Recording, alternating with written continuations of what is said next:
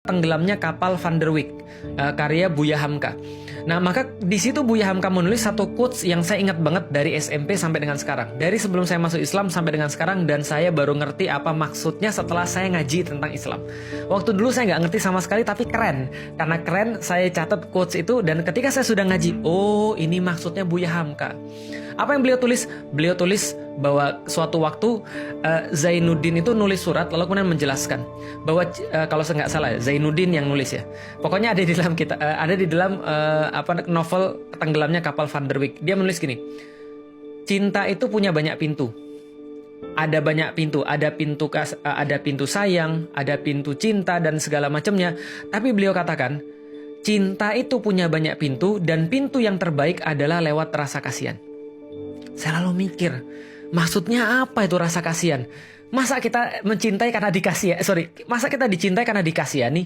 Dan terus terang ada beberapa orang yang pernah mengalami itu yang ngasih tahu saya, nggak enak cinta dikasihani. Kenapa? Saya mencintai kau karena saya kasihan sama engkau. Kayaknya nggak enak banget kita dikasih karena kita dikasihani. Tapi ternyata dikasihani itu adalah pintu cinta yang paling luar biasa. Kenapa? Karena dia nggak berkaitan dengan fisik sama sekali.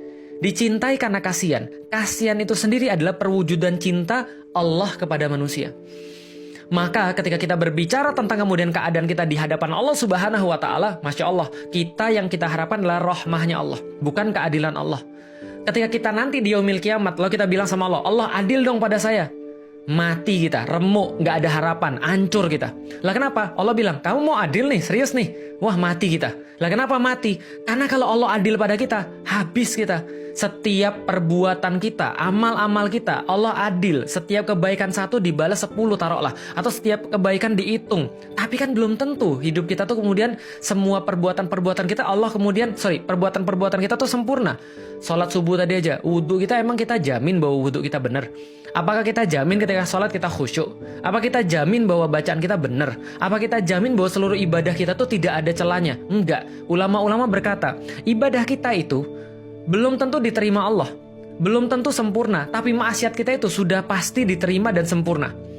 Artinya kalau kebaikan belum tentu sempurna, tapi maksiat sudah pasti sempurna. Mau mengharap Allah adil sama kita, matilah kita, rusaklah, remuklah kita. Lah makanya kita nggak mengharapkan Allah adil ketika di yaumil kiamat. Ketika yaumil hisab nanti, yang kita minta sama Allah, Allah jangan adil sama saya ya Allah. Jangan pakai sifatmu yang maha adil, pakai sifatmu yang rahmah ya Allah. Pakai sifatnya yang Bismillahirrahmanirrahim. Maka Allah mensifati dirinya dengan dua kalimat yang sangat keren, Ar-Rahman, Ar-Rahim, yang pengasih sebesar-besarnya dan pengasih yang sepanjang-panjangnya. Masya Allah. Maka itu adalah rahmah. Maka rahmah adalah kesian.